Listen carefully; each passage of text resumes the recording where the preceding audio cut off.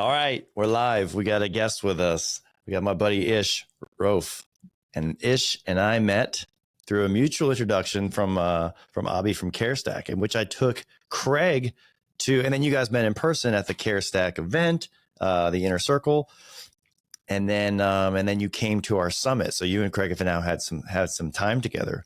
Craig, what are you? What's your feelings on or what was your insight before we hit record?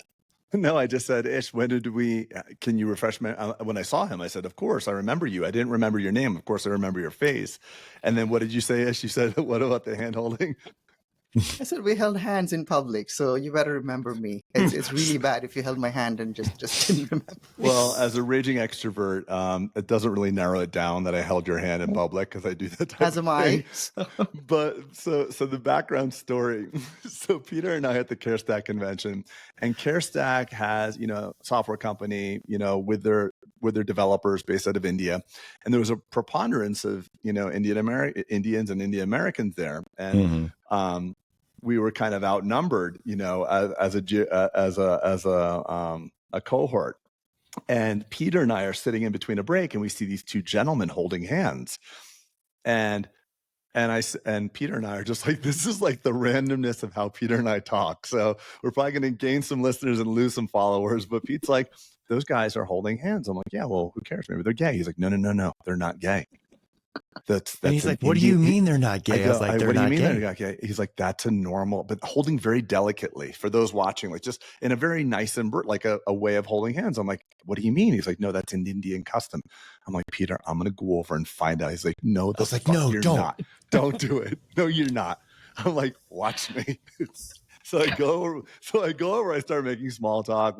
How do you guys, and we work with CareStack, and what a great product. And I introduced Peter, and I said, my friend and I have a bet, and not that there's anything wrong either way. Like, I just wanted to know is the holding of hands more of a custom amongst men? And immediately they knew. They're like, no, we are just good friends.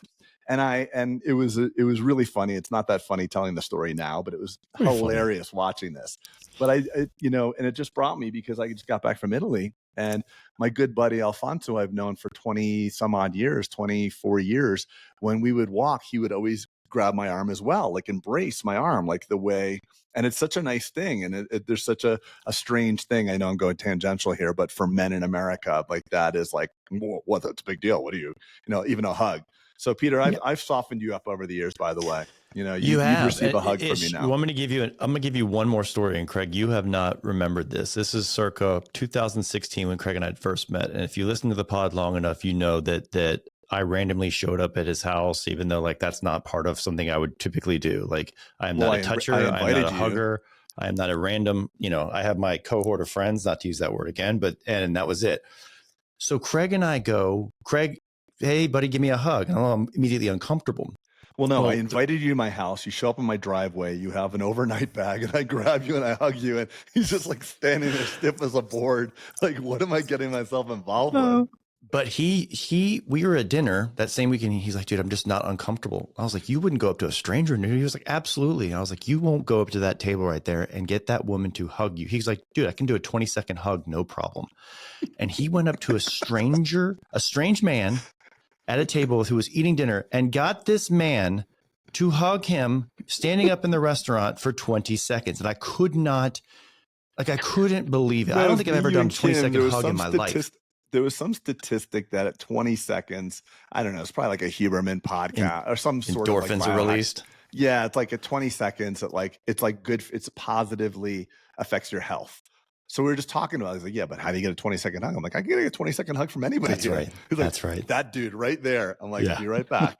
Oh my God. It was unbelievable. I'm sorry I couldn't positively affect your health in the time. Well, Ish, next time I see you, next time I'm getting you're due for at Summit, because I know you're bringing your whole. You came to our Summit as a let me see what you guys are all about, and then you ping me on the side. And you're like, holy shit, I'm bringing my entire team next year because it was awesome. So Craig, you will have an opportunity.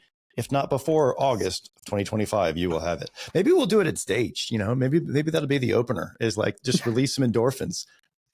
Like, two extroverts hugging, That's right. there's nothing difficult. There's nothing difficult there. Don't ask my wife. She's not a hugger. I'm a true hugger wherever I go. So that's awesome. Good for you, Ish. Ish, the reason I wanted to bring you on is and you and I have had dialogue back and forth. And like I said, Abhi connected us, and you are not a dentist, correct? nope. And you kind of are the C-suite of your wife's kind of private DSO. Is that correct? As she's the dentist. I mean, it's your DSO, Yeah. but you're kind of running one, but you look at it from a different optics of a clinician, right? Exactly. Yeah. And so everywhere I've gone, and people, I've been referred to you multiple times. Have you talked to Ish? And so you have a great reputation, obviously very intelligent with dentistry. What was your background before you got into dentistry? Just out of curiosity. I'm a recovering engineer. Okay. I have my bachelor's was in electrical engineering from LSU, and then I went on to do a couple of masters, and then I got my MBA from Duke. And after that, I joined private equity services, working as a management consultant. There you go. Yeah, 4.5 years there in IT due diligence, cyber due diligence. As an engineer, my work was in technology and hands-on security, smart meter, automotives, you name it, breaking into it, having fun with it. That's what I did. Then came a point when I was too old to be having fun like that, and I didn't want to end up in jail. And then I went to private equity services. In that time, I was one of the core members working in diligence. I was a resident expert in healthcare deals, and especially dental, because I live in dental. So I went from being an engineer to a consultant to a healthcare operator, and everything I learned along the way. Why did you move into applies. the dental space? I mean, your wife you obviously saw her needing your help. I'm guessing from that. Yeah, tell us that story. I'd love to hear that. So when did you meet your wife? What are you doing when you met your wife? I was in grad school. I was in grad school. We met through a friend of a friend. My good friend was her best friend, and meeting from there, I put a ring on within about 3 weeks. So when you know, meeting her? Yeah. Wow, good for you. you. Yeah, So what you're saying through the lines, this is an arranged marriage, is what you're really saying. Oh, no. I'm kidding. It's I'm not joking. an arranged marriage. You know what? Kidding. 3 weeks is great, though. No, it worked out fine. The cultural side of it, we can talk about. I know that both our parents were very happy that we were marrying within the same country, culture, religion. That's all they cared for. Mm-hmm. It didn't matter. She was in Boston. My wife's a Boston girl.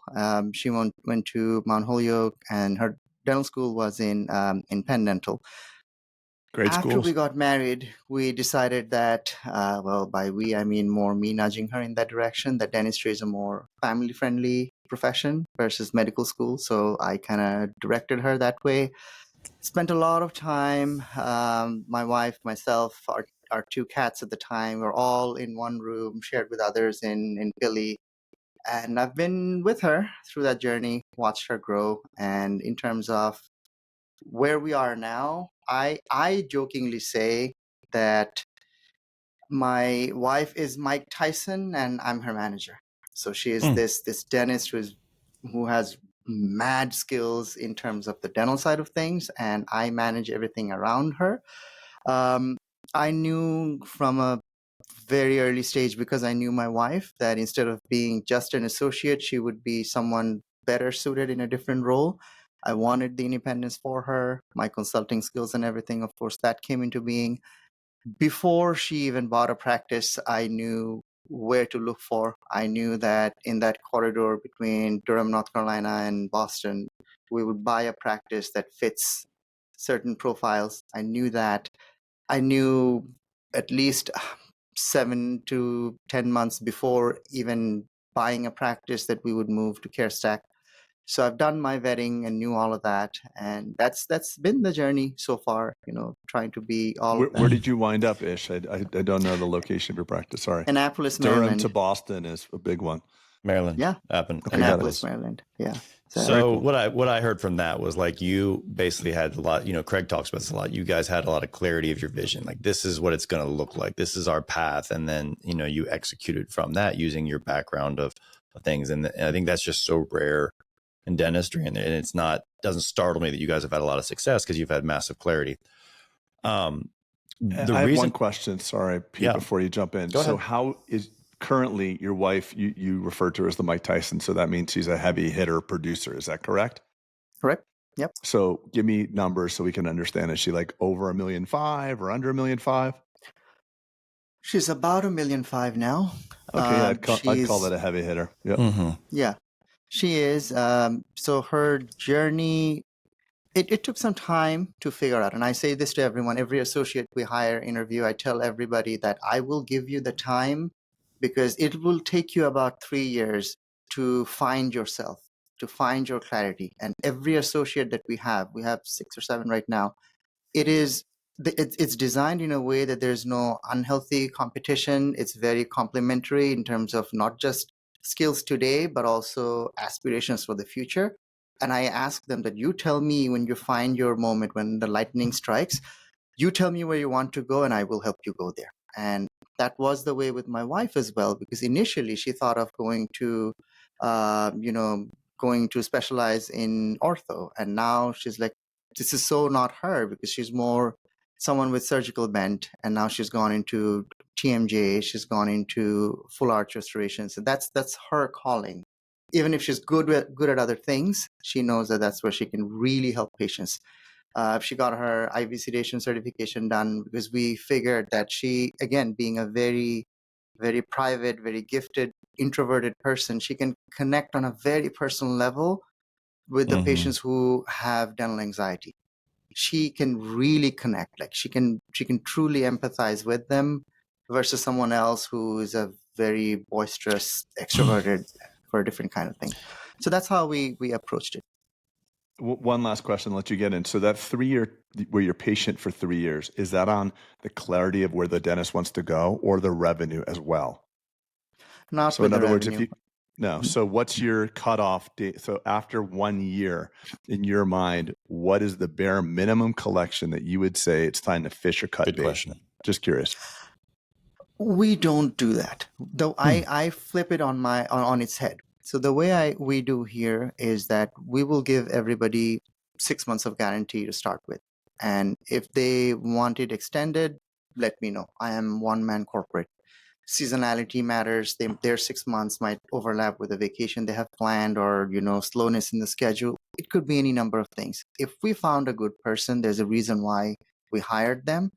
If they turn out to be not the right fit, we'll find that out within, it really doesn't take long, 6 to 8 weeks, you find out. Mm-hmm. But if we find the right person, and because I have seen my wife, because she didn't come to this 1.5 overnight, it's an exponential curve. And if you find the right person, you have to be loyal to them. I believe in paying it forward because the way I see it, it would be a matter of pride for me if every one of my team is the best paid among their peers. So the cutoff is the opposite. The way I say it is that if someone is working a certain number of days in the week on average for us, that should reflect to something about $50,000. If you're working 4 days a week, you should very easily have $200,000 of take-home pay. If you're working 5 days, you should have 250. That's the bare minimum. It is my job to get them to that 50,000 a day. It is then their job to go from 50 to 60. Then it becomes my job again to take them from 60 to 70, because that's when you need infrastructure and training around the doctor who's growing. So that's how we play Mario, sort of. I say that there's some things I will do for you to set a base, and then you will grow from there, and then you hit a ceiling, and together we will get past that ceiling, and then it'll be a new base for you to jump off of. Okay, That's so how we approach it. just to get down to some granularity here. So someone's in your practice the first year and their gross collections are 450 and you like them. Are you investing the next year? Yeah, we do. If we Okay. like them. If we like them, we would invest in them. Yeah. What A lot of about people will 450 say- the second year? Like, where Gross is the collections, 4 cut? days a week. Where Craig is trying to go is at some point it's there's a financial over feelings kind of thing, right? Because you're running a business, not a charity. It is. And so they're taking a seat on the jet airplane that's built to go fast. You're right. You're taking a seat that could be occupied by someone who could use it better. So, at what point, where's an inflection point? I think where Craig is trying to go, where you're like, okay, I love you, but you can't be here. Yeah.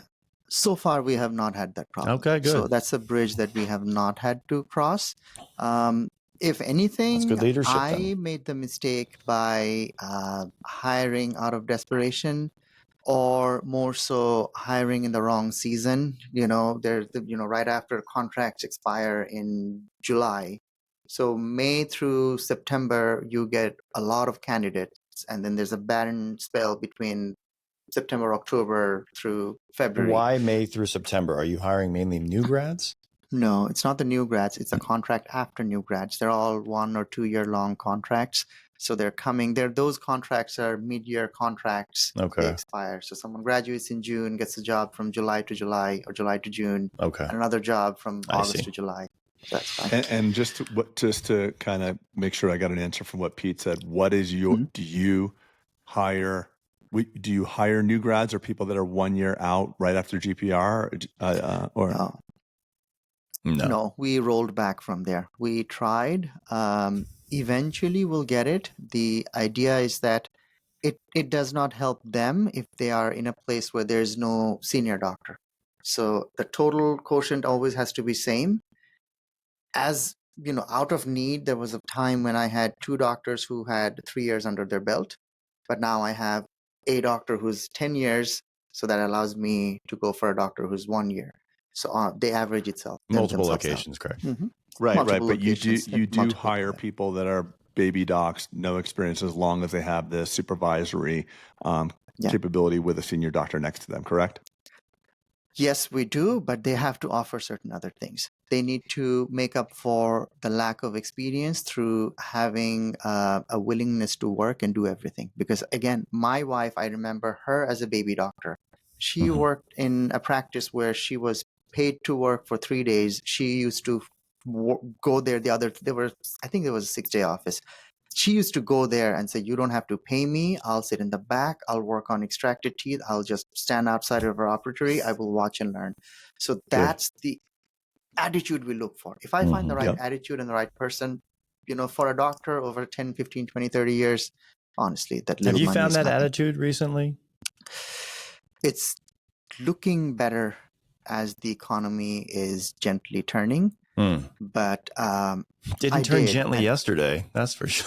Oh, it's fine. I'm not bothered about yesterday. In fact, we need more days like yesterday. That's because true. my opinion is that if it does not have these little tremors of 5%, then we will have that pent up drop of 30% and then another panic drop of 20%. And since I'm glad you brought that up, Ish, because assets are the only thing that people run away from when they're on sale. Black Friday, people sleep out overnight in front of Best Buy to get the 72-inch TV. And yesterday, everyone sold. So I know I won't go tangential here. The whole thing I won't rebounded. go tangential, but if you have cash, invest right now. Yeah. Buy the dip, whether that's if you've always wanted Bitcoin and you've always wanted. We don't know when this S&P pod is going to 500. publish. So yesterday there was the 1,000-point drop. It was the and August. As of today, it's back up. So yesterday was your day to buy. Yeah. It's not timing the market, it's time in the market. So if you were looking at Bitcoin at 69 and all pissed off, or you were looking at the S&P at whatever it was, just remember when the crowd is running backwards, you go forwards. Always do the opposite of what the crowd says. Be the contrarian. Yep. Be the contrarian. Yep. When people are scared, they drop things. One of my mentors said. Anyway, the reason I wanted to bring you on is because, like I said, you and I have had dialogue and email, and you're heavy in tech, and you were willing to help me out in some things. But when something came across our dialogue, and it was about basically you developed this multiples ladder, you called it. Okay. And not because you're in the market to sell a practice, but I am a big fan of a built to sell model, right? You want to continually make your practice sexier and sexier, prettier and prettier, and be looking at the same metrics that a potential suitor or potential buyer may be looking at, right? Otherwise, you get caught by surprise. And so we had a podcast, Greg, I forget who we were talking with, a guest. We were saying that, it was Brandon. We were talking about how like a lot of people will come be like, hey, I'm ready to sell the practice, not thinking that they have kind of a 5-year left runway, or else you're going to take a gigantic haircut in enterprise value, right? So the time, so it's it's incumbent upon us, it behooves us to be looking at things in the same lens. And so when you sent me that multiple ladder, and I know that was your own hypothetical situation, but it wrapped my head around some of the operations or optics or software or things. And Craig, have you seen? I put that in the chat, but have you seen it in the? No, I haven't seen it. No, I didn't see it yet. So well, then Ish, are you okay with kind of going through? And I think it's a good place to start it. Like every practice is worth about 3 times earnings. I think you said that's an industry premium for dentistry, right? If you're a dental practice, you can probably get 3x. Right. But that is the baseline. Am I saying that That's right? The baseline. That is the bare minimum. The bare minimum. And if it's nothing, if you don't have anything, so keep going and I'll stop interrupting. Yeah. So go from there. Yeah. So the reason I put it together is that I wanted to have an organized way of making decisions. I like all things data driven because data doesn't lie. It puts a mirror.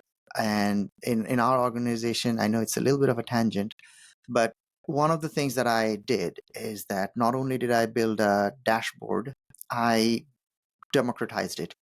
Every person, including and especially the front desk person, looks at the dashboard live. They see what I see. A dashboard is of no use if it's a regional manager 2 states away looking at it once every quarter. They see what I see. If I show up in an office, they know why, because they get to see the right data. Now, if my practice is compared against somebody else's and all they're saying is that, well, they are more profitable. Yeah, they are because I invested in something else. So how do we get across these things and have a more systematic way of evaluating? So I did it to keep myself focused and with an eye on maybe we sell, maybe we don't. But when that time comes, I want to be ready. And I looked at industry, and again, working as a consultant, we've looked at so many of them, like I said, a couple hundred of these and different valuations, and they look at different things for valuation. Every industry has its own typical metric. There's a reason why Amazon would position itself as a software company versus a supply company so that they are in that lane with very high multiples. Yes. So every industry has its own. Dentistry, at least 3 times the EBITDA. Again, the definition, other things of EBITDA or how I view that, I'll come to it separately. But I consider that as the lowest rung of the ladder. And that from ladder, each rung, I go up. Now, I have come across, I've done deals with DSOs and DSOs purchasing one another. Usually the way it works is that, well, the more you accumulate, either in terms of locations or chairs or EBITDA, the more you accumulate. There was this gold rush where the more you accumulate, the more value you have. Now that's kind of gone away, and thankfully so. Now it's the time for more, I would say, smart operators. That's what you need here. But that's not me. I am not someone with deep pockets. I got young kids. I can't run around and go from 3 or 4 locations to 10 or 15, even if I can.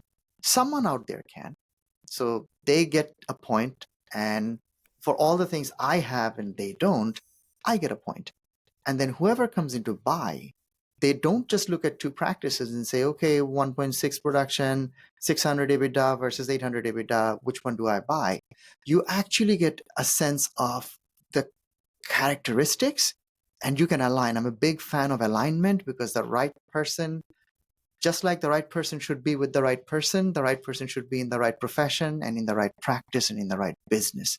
And if you're a tech-savvy practice, you would be happier in that office that uses and adopts technology, the team knows and uses technology, versus you are very averse to technology and you just want to do the dentistry and you walk in because some guy found you this practice and you hate the maintenance part of it. So you need to know it's about match. And that's why I have this list that I sent you, and I'll pause here, but I can read through a few if you don't have. Well, I think what we do, I think if we go through all of them, because there's some complexity to it, right? I'd like to kind of just talk about each one as a line as we go chronologically through what you've done. And it goes from kind of easier to achieve to kind of more hard. I would say, Exactly. right? Mhm. And so when you talk about a 3x, we're talking about multiples of EBITDA, right? So Mhm. doing the next thing on, so 3 is where we kind of start as a baseline. The next one you have from another turn, so this would be going from a 3 to a 4, would be Mhm. that you have a practice that is year on year, year over year profitable, and that Mhm. the investor could expect about a 10% return. And so, Yeah. Craig, this kind of ties into what Craig always talks about, is that, you know, most doctors conflate their income with their EBITDA, right? Because they're a solo provider. But what would it look like to have you replaced? Could you expect as an investor to get a 10% return? Right. So this is where it's always great to evaluate your practice as a business versus you being the free laborer kind of thing. And Absolutely. I do want to add one thing, guys. You talked about match. Dentists do a very poor job. A dentist, an associate, or a dentist looking to buy a practice does not understand the revenue makeup. Typically, they will see. I've seen this situation happen far too often, and I'm totally shocked that it actually occurs. You will see a dentist evaluate a practice that does, let's call it $3 million a year. But the dentist is a solo practitioner and he does all on X and he does all this stuff. And the majority of the income comes from surgery. And that dentist may wind up not being able to do those types of services. Yeah. And they still will pay, knowing that they could never provide that. The practice is a vehicle for a doctor to do what they're gifted at. And I just see time and time again, even when associates come in, they say, well, you know, down the street, I can make 30% of collections. Yeah, but it's Medicaid. The doctor doesn't let you do bridges and you can only do fillings. So yes, you'll only get 29% here or whatever the numbers are, but you can get 29% of $2 million of collections, whereas you got 30% of $700,000 of collections. They don't understand that each dental practice is a snowflake. And I think it plays Yeah. very well into the latter we're going to be speaking about. There's so many other factors for when you're looking at match. Yeah. If I may add, so when we have those discussions, if someone's asking, say, we offer again, we are at a stage where we have standard contracts. I say that everyone's going to be hopefully a partner someday. It is, that track is open and invited. Everyone will see every contract. And if there's any mismatch, misalignment, you cannot put Humpty Dumpty together again. So if someone's asking for 32% instead of 30, I said, well, how much do you expect to produce? 600,000? What's 2% of 600,000? If 12,000. if we start on good terms, it's very easy to throw some crowns your way. It's very easy for a doctor or the owner doctor to take a week's vacation and have you see the patients. It is so easy to solve, instead of, I offer you a good contract and we're holding this up for 2%. I mean, Right. so those are the kinds of things that we have to consider. Well, it's So not even just the looking at percentage, the- by the way. Sorry, I just want to add one thing. You know, what I think is a very powerful tool, and we just ended one of our mastermind calls, talking to an associate and saying to them, what's the most amount of take-home money that you've ever earned, or what is your expectation? So you, now that you have 7 associates, you know that they're going to make 200, 250, 350. It's a very different conversation if you like this associate and they say, the most I've ever been able to earn was 150. Because the fee mix in the last practice I worked in for 3 years was 100% Medicaid, or was in a very low income area, or we didn't have systems or technology. So that it can't be evaluated in a vacuum. It's about what, every associate that's looking Great. for a job should ask the owner doc, can I see the production reports? You can put a black line through it, or you can put doctor 1, 2, and 3. What are they doing? Because if no one else is doing more than 350 grand a year, it's probably going to be pretty hard for you to be the one that does more than 300 grand a year. So the practice that's the makeup, ceiling. the systems, the culture, the technology, the demographic, the way the practice looks, all increases your ability to produce. I would rather be in an amazing environment as an associate making 28% than being in a crappy environment making 40%. Because at the end of the day, I just want to have opportunity. And percentage means nothing to me without understanding the net. It's only the total. It's only the only total that matters. You can't eat 28%. You eat what you collect. So the way to get to your 10% ish, I just want to make sure you agree. Let's say there's a doctor, right? A solo doctor, and he's saying, okay, do I check box number 2, which is year over year profit and 10% return to an investor? So the way you have to evaluate that is back out what you've produced and pay yourself as an associate. And the remainder, this is why we encourage this exercise in Mastermind constantly, is the remainder is the entrepreneurial profit. It's the benefit that you have from owning the business, no different than if someone else were to own the business, right? That is the yield on the investment. So if the practice was bought for $1 million, the yield to said investor should be about $100,000 per year. Agreed? Okay. Yep, exactly. You got to beat the share market. Yeah, the stock market expects to return 8%. So for it to make sense, it needs to beat that 8%. Because there's a lot more, there's more risk associated with just buying the S&P versus buying a niche investment like a dental practice, where you have an existential risk of things. Loss of capital. Yeah. Well, yeah. For example, I mean, that's the box that we can't check now, which is why I brought the team to Bulletproof, because I need my office to be more profitable. And once I've got the right people that I trust in, then I know I'm plugging the event. But it was helpful. It's like, the team is aligned. The team's learning how to be more profitable in their stations and the job they're doing. Everybody knows. So we were a contingent of 10 people, and I was like, why did I leave the other 20 behind? So I felt like that. That's what a testimonial. So let me unpack that. So you have a team of 30 and you brought 10, and your thought when you left is, I should have brought everybody to the summit. Not when I left, within 20, 30 minutes. No way. I want to hear more about that. I want to, enough about you. Let's hear about us. There you go. What was the takeaways? Because I love hearing this. I just want to, what clicked for you?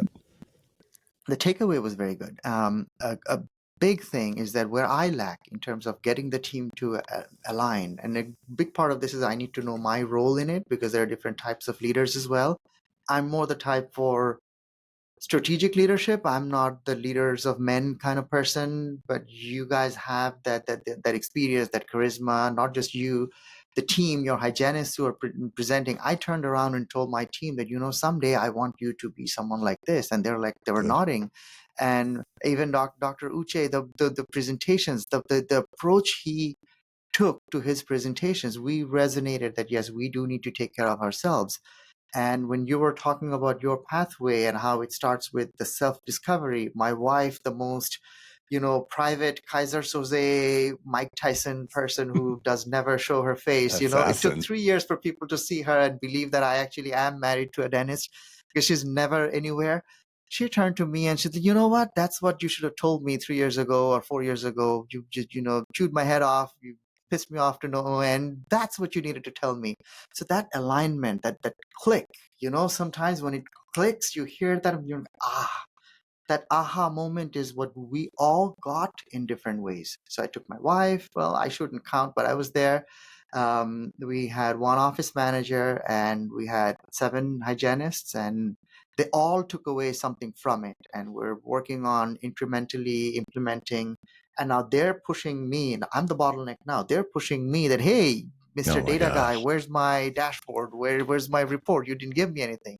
So the boat started rowing itself, huh? Is that what you're trying to tell me? There you go. Yeah. That's amazing. And I want to add one thing, Ish.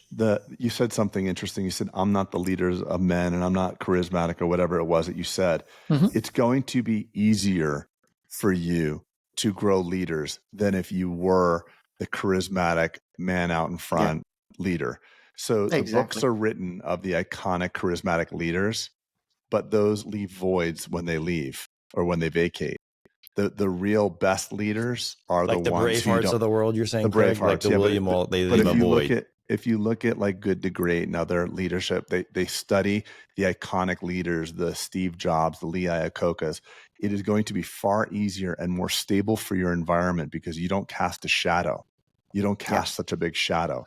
So it's actually, I want you to look at this problem that you spoke of as an opportunity and a leg up, because when you disappear, you're not felt, and you'll be able to grow people. You'll be able to grow people more efficiently. Even this morning, I told them that, look, I'm on a mission to fire myself. I fired myself from about 4 or 5 roles and another 4 or 5 to go. But that's the goal, and I put a mark in the calendar. So I just want to double click on firing yourself. What does that mean? So some listeners are hearing that saying you don't want to do anything. You want to delegate. You don't want to be Yes. responsible. You're lazy. No, I want it's I quite want the people contrary. it's the contrary. You want to fire yourself, and all those roles that you're doing, you're going to give that opportunity to somebody else. And that hygienist is going to be a hygiene lead, make more money, have more opportunity. That office manager is going to be a regional manager. So you are firing yourself and hiring other people. So you are giving those other people opportunity. So it's not, delegation is not like, oh, I just sit back and throw tasks out. No, you give opportunity to other people. And that's what I need people to hear. I get a lot of joy. Exactly. I get a lot of joy from it. And I tell everybody, I've told my team all the time. And again, I'll go back to Bulletproof because that presentation on culture index was so valuable because I had my aha moment there as well, because I kept saying, I still do, and I will keep on saying to my team that I will always forgive a mistake of commission, but I will never forgive a mistake of omission. If you see something, do something. If you make a mistake, that's my fault, not yours, because that means I have not trained you well, I have not prepared you well. Because good leadership, I say them all the time, I will not be everywhere all at once. Ask yourself, what would Ish do? If you ask yourself that question and arrive at the wrong answer, that's my fault, not yours. So I hope they like it, but I figured out my team is very inductive learning type and I'm very deductive learning type. So that's the next thing I'm working on after Bulletproof. I'm gonna be the one championing progression. So we stay in chronological. Craig, He's on. You're on mute, Dr. Spodak. Sorry. Oh, I'm so sorry. Yeah, I just love what you just said, and I think Craig's gonna keep us down here at the bottom of the ladder. No. This is so important because you have we'll go fast. Ish is learning things at this stage of his career that will allow you to infinitely scale. Like as you're talking and the philosophy of your business, what I hear is an infinitely scalable business, by the way. So as it should be. But the understanding that you're the bottleneck and all this stuff. And I love the omission and commission. Said a different way, by the way, another way, just for people to really understand, because it's such an important point. I don't want to gloss over. You can always forgive what people did, but if they didn't have a why, so person makes a mistake, there's two choices. This sucks. I can't trust anybody. I have to do all the shit myself. Let me stay small. Or what did I do? What did I omit? What did I not train? And one philosophy is diminishing and the other philosophy is infinitely expanding. And that's what you just did. So I want you to for those that are frustrated and say, I can't find the right people, I can't do what I need to do, I can't grow, go back 2 minutes and listen to what Ish just said again and again until it resonates. And then finally you'll say, okay, it's me. Sorry, go on. I just my team is going to hate you. They're like, when are you going to be done with all your lectures? So I'm like, I love to teach. Well, I mean, that brings me to the next point as we kind of climb the ladder. So we just identified kind of what would be the qualities of a practice deserving of 4x EBITDA. One going to 5 is now going to have something of SOPs built in there, right? And so everyone talks about, and SOPs, just so everyone's clear, is standard operating procedure, and it is not an office manual. Like that is so, but for some reason in dentistry, we conflate that. Like, oh, where's your office manual? And yes, your systems can be in the office, but that is not your operational matter. That's just the guideline. And we know in dentistry, Ish, I'm sure you've been in there long enough to know that when we create those things, we put them on a shelf and they're fun and they check the box. The dentist checks the box and says, I have it, but they're not necessarily followed and things start going rogue. And the antidote to things going rogue and not the way you designed is create some great systems that are designed by alignment. And so you did the right, and that's why Craig and I are always like team, because when you can get consensus and buy-in to a system, it stays sticky, right? When you come home from a CE and you're like, this is the new way of doing things, and the team has no context on that new way of doing things, their why is like, I'm doing it because you're whipping me if I don't, kind of thing, versus like, we're all in the boat together. I don't want to get punished. Therefore, I don't want to get remanded. Therefore I'll do it, but it's not authentic. And so, I know I'm going a little bit all over the place, but But that's where I'm a big fan of just having everything in systems and written down in a place where people can actively, and it's not one and done. It is a dynamic process. My systems today look quite different than they do even 18 months ago in certain aspects, right? I'm learning, I'm morphing, I'm changing software, I'm changing this, I'm changing people, I'm changing protocols, I'm changing positions. And we have the flexibility to and the right to do that. So talk to me a little bit about scalability, because Craig, you said, look, he's building something that's infinitely scalable based on some of the parameters. How important are systems in this? You cannot free yourself from it without the systems. Now, when it comes to systems, and I learned the hard way, because partly from my immaturity and my insecurity, I share a lot of information. I prefer radical honesty and transparency. I share everything. And in the office meetings, my team, they tell me, Ish, can we just have one office meeting and not talking about this doom and gloom that you're always talking about, and the finances and numbers and whatnot. And in my head, I'm going, well, I'm only trying to prepare you for the future, because we're talking about the market drop and whatnot. I said, guys, if the market drops 30-40%, it'll affect our patients, and I will need to make some tough decisions. And either I will have to cut your hours by 30%, or I will have to cut your pay by 30%. And what happens then, which is not too far ago, because during COVID we had Right. that, everyone will say, can I work somewhere else? I'm doing something else. Well, if you don't have the training, in the moment of crisis, I cannot train you. So this is another thing, again, going back to Bulletproof, this is another thing. And I told my team when we were having our huddle and our dinner and our get-togethers over there, that let's flip our way of looking at the work, because previously a gap in the schedule scared us, haunted us, versus now, if there's a gap in the schedule, we look at it as an opportunity for training. Just 2 weeks ago, there was a day when around sometime in the morning, the hygiene schedule fell apart in one of our offices. I said, don't worry about it. I will show up. I will be in the chair. We will go through this entire protocol that we talked about. I updated our SOP to bring in pages from the handbook that you provided. So let's go through all of these. How many can we do? Let's have a Like the time trust journal transfer exercise. stuff from the hygiene. Yeah, trust transfer, that immediately they started doing that. Are you doing every step of these, and how long is it taking you? Are you doing it in 20 minutes? Can you bring it down to 15 and 12? What would you need? What works? What doesn't? We had all the hygienists. I was in the chair. Everyone was around me. They were all going through their verbiage and how they do it. And we kind of organically came to a place where, you know what, you say that thing that I should be saying as well. So yes, we have some verbiage, especially the ones I shamelessly lifted from, the handbook. That's what it's But for. we introduced that. So in terms of protocol, the code, CareStack allows the explosion codes. So we went to that place that do not add codes, because if you add codes, you will add the emergency code, you'll forget the X-ray code. Use the explosion code. It's so much easier to take out what you don't need. So we all went through that. We're going to scan. Let's all of you scan. Who can do it well? What works? So we have the protocol. I've been killing a lot of trees by printing them, but now it's in the app. The office has one. It's visible when it's updated. I saw that you use Mighty Network as well. I like that app a lot. So we have our own space, different channels for everyone. Yeah, we use So my that's network how for the it is. Bulletproof stuff as a community. I personally use like Trainual for a lot of our operations because it can look at users, completeness, it can assign things.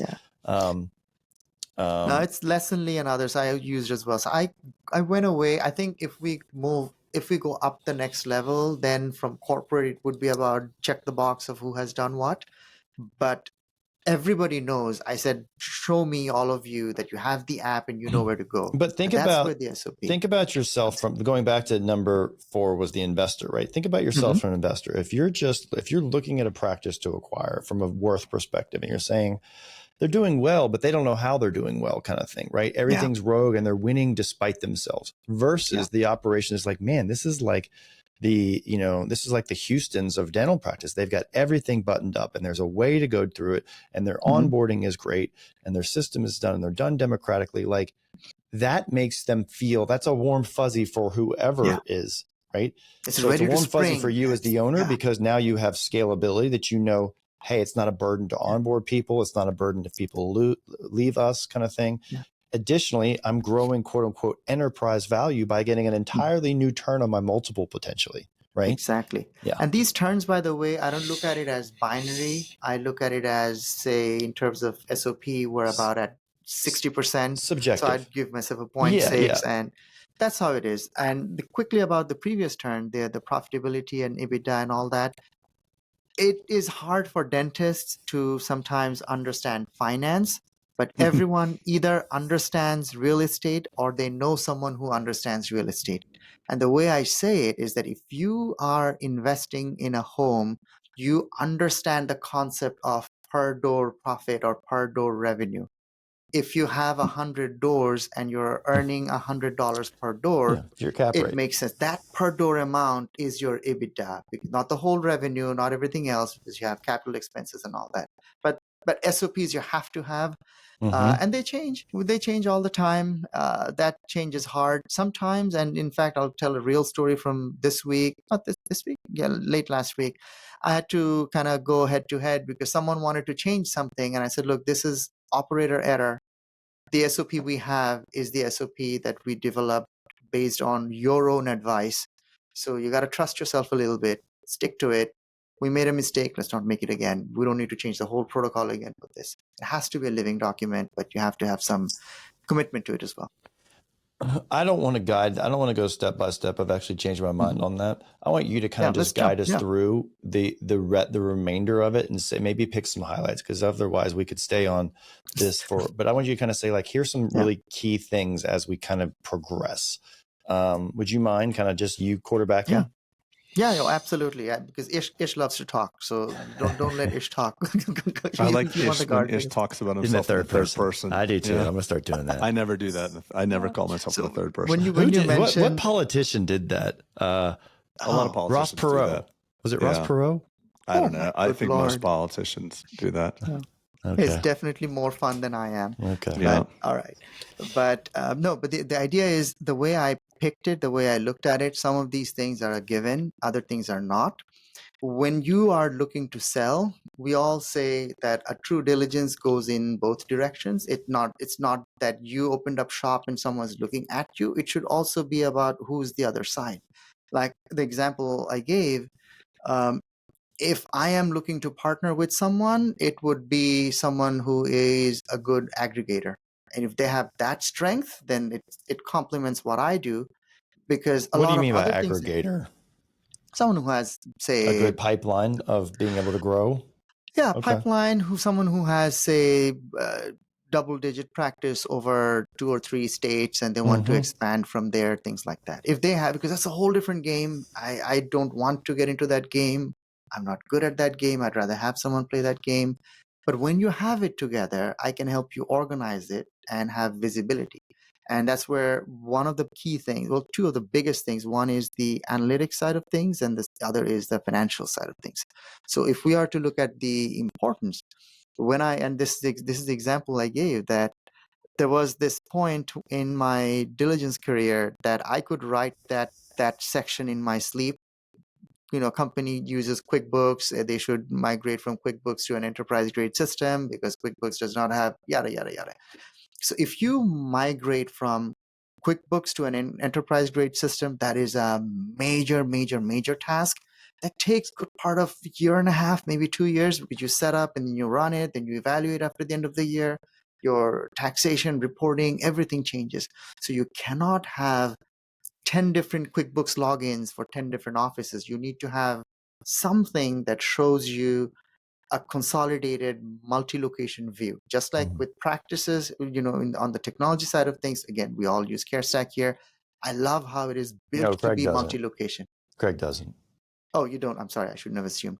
But it has, but then again, you have one location, if I'm not wrong. But if you have multiple locations, it's built to be multi-location. Right. Likewise, your NetSuite, it just your wasn't Sage, a choice for me when I migrated. I expanded. I mean, clearly knowing what I know and after going to that conference, if I was migrating softwares, that would be, there's no choice for me. It's an amazing software. Totally get it. But I just made the decision. So these are hard things.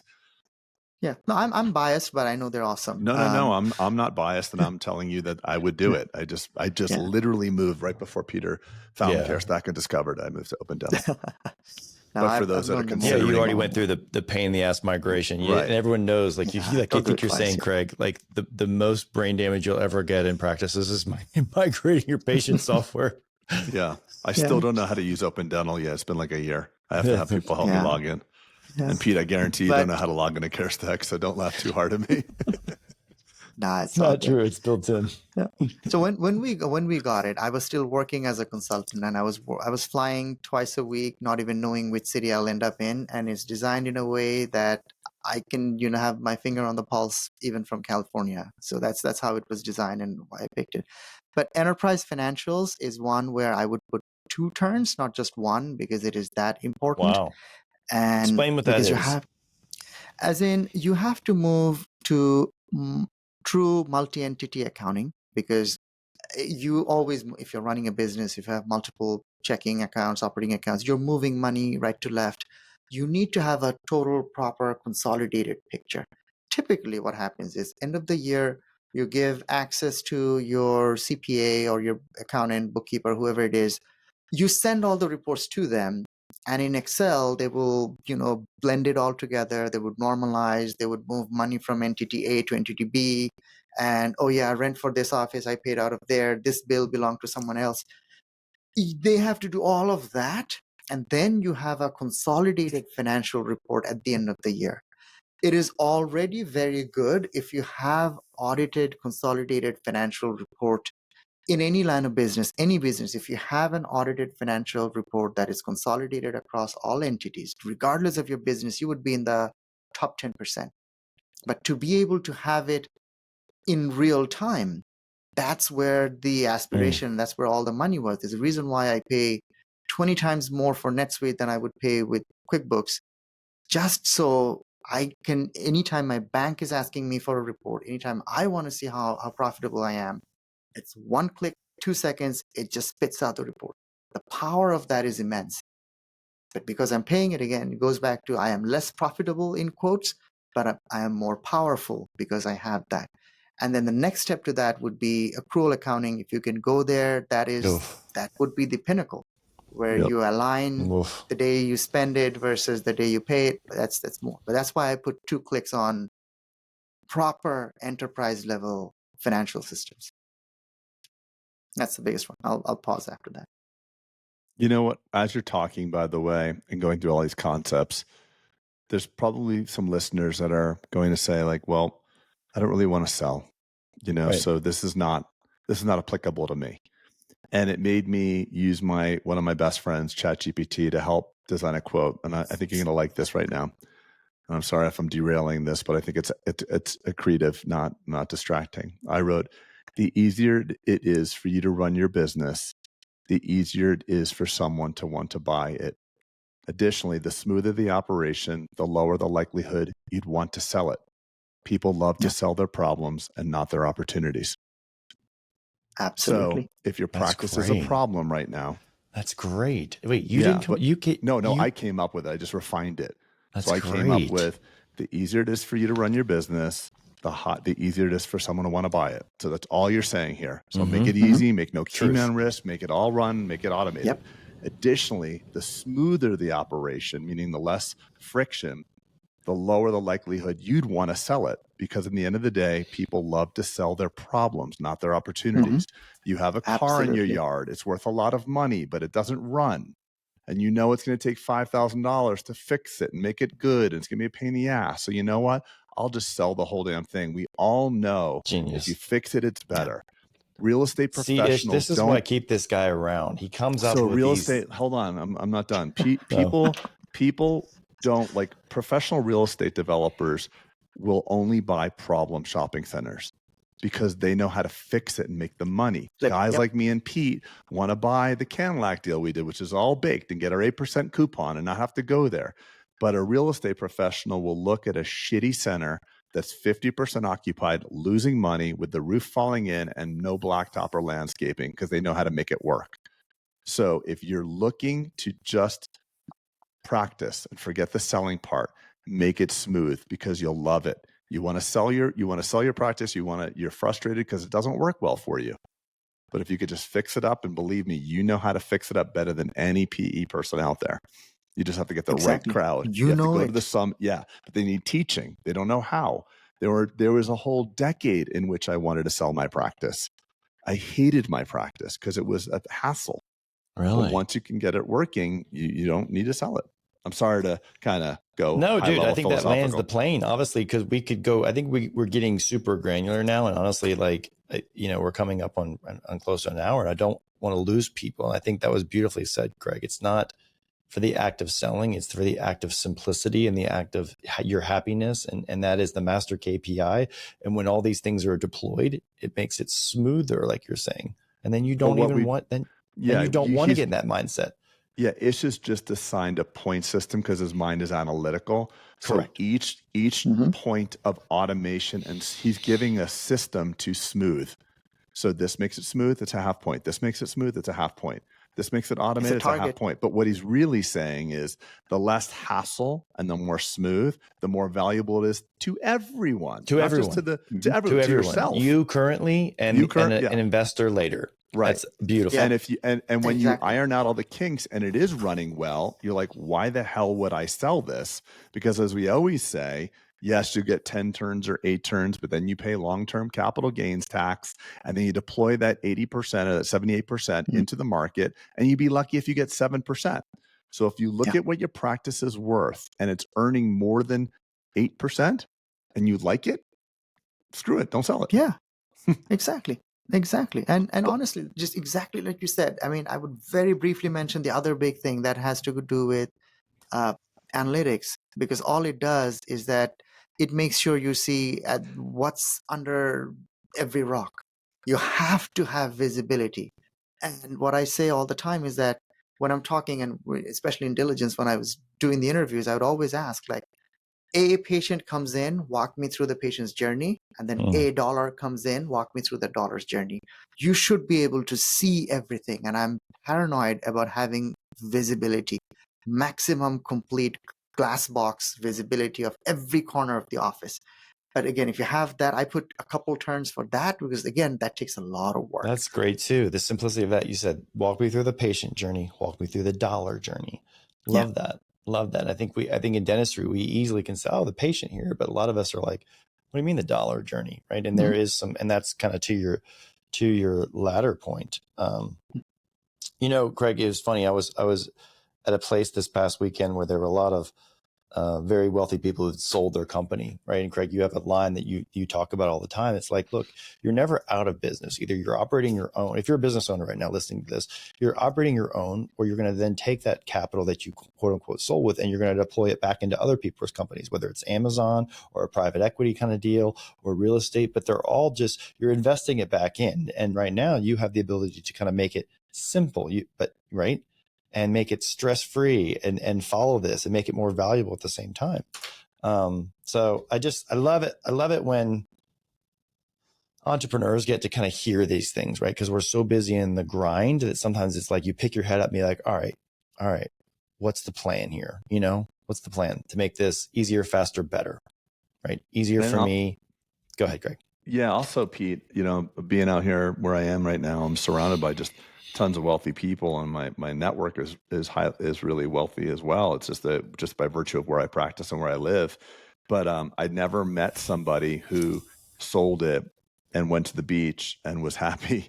Right. I mean, of course, a month on the beach is great, 6 weeks on the beach, maybe 3 months, but I don't know anybody that doesn't have a job.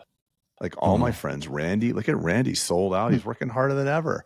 John's had his business evaluated. And it's like, look, you got to have something. You get a lot of fulfillment in that. And that's what they determine. You have to be active. You have to be active. Retirement, you can golf yourself to death. Your brain needs to be active. So this idea that you have to work, you have to work because there's bills and you feel trapped by it. But in actuality, if you sold, you'd screenshot the checking account to make sure it landed in there.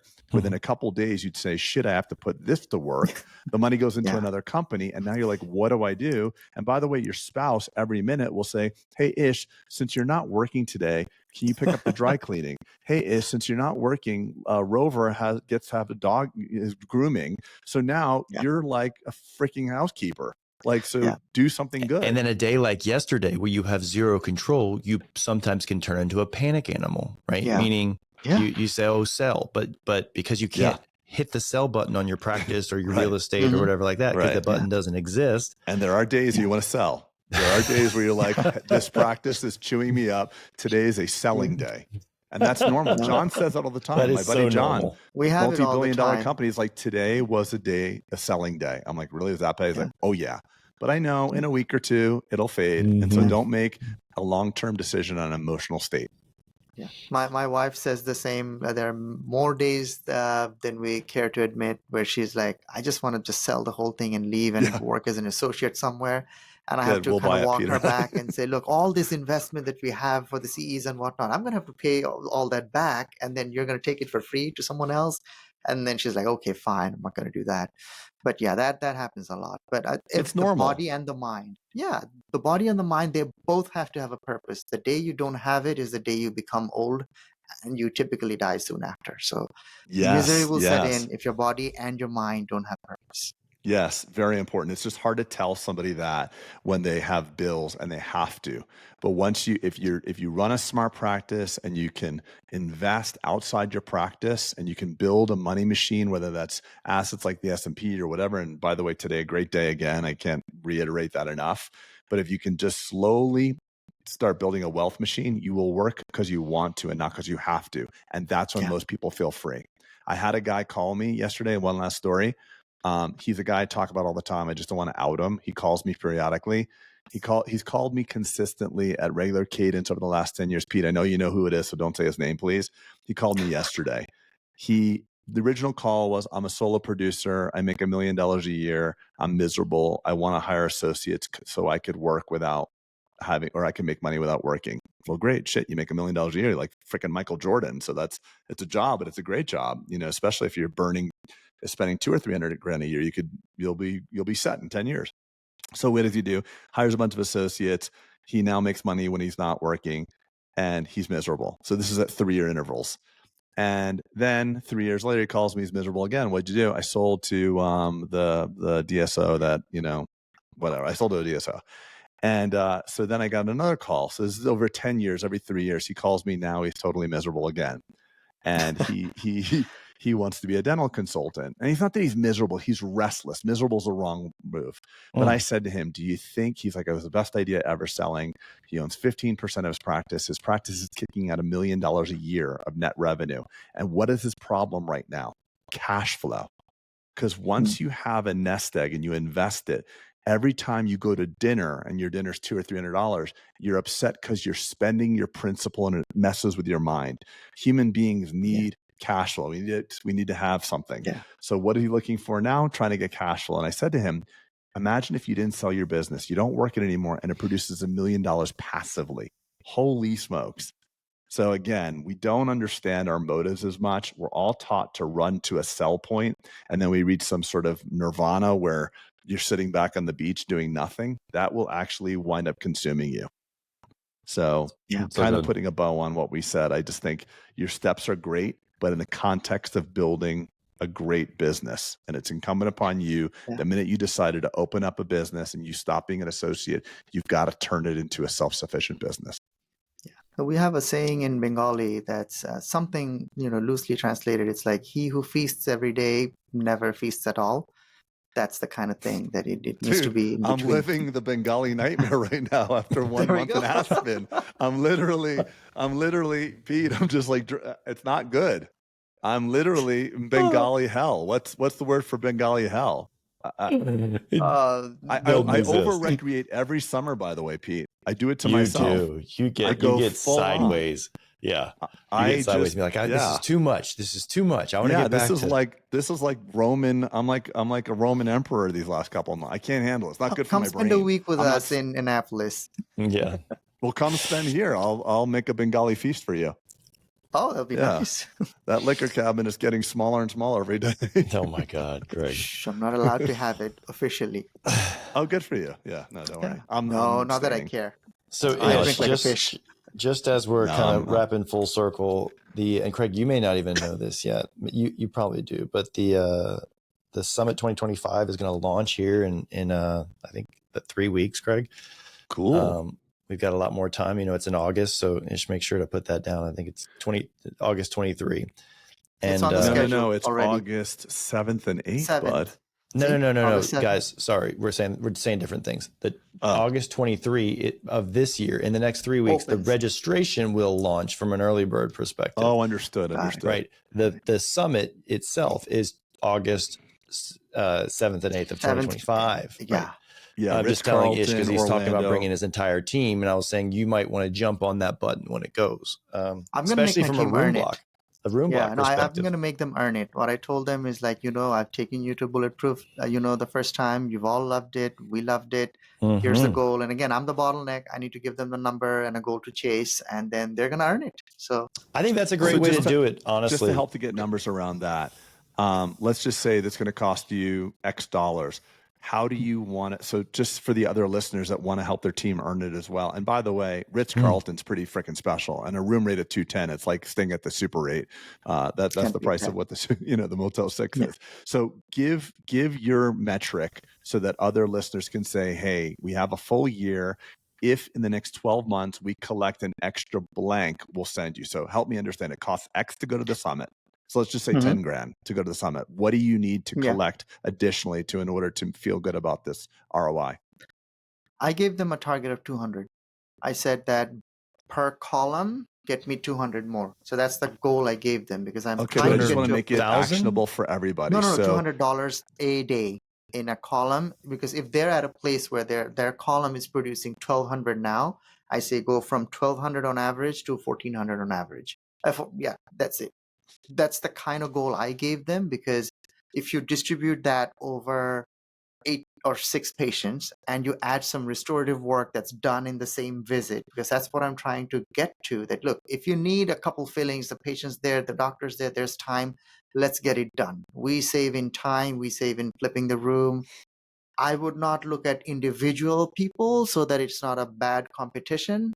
The office produces what the office produces. I hover over the column, I look at the total, I say, look, if you can get to my target for them, go from where you are now, add about a couple $100 a day on average, or at least show me consistently that you're hitting that or going in that direction.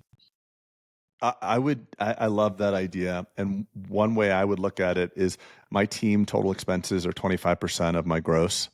So I would figure out if it's going to cost me $25,000 to bring my team, I'd want to produce 100 grand more than we did last year. Yeah, I agree. Oh, that's easy. I agree. Yeah. And by the way, there's a lot of people that are spending 25 grand on their team, taking them on a booze cruise. No offense. I love those people. It's fantastic. But you can have fun and go to the Ritz-Carlton and go to Orlando and also learn, because we also provide a 10 times guarantee on the result.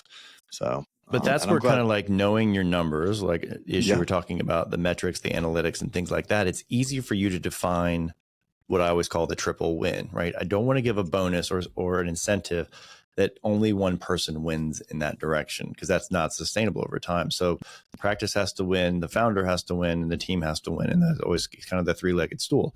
And so when you have concepts and ideas around your analytics, you can devise or design something like Craig just said. It's like, okay, I know that my cost is around 25%. If we go up X, then I know it's on a 1-to-4 ratio. I can afford this, and it doesn't hurt me at all, meaning, quote unquote, doesn't hurt my profitability.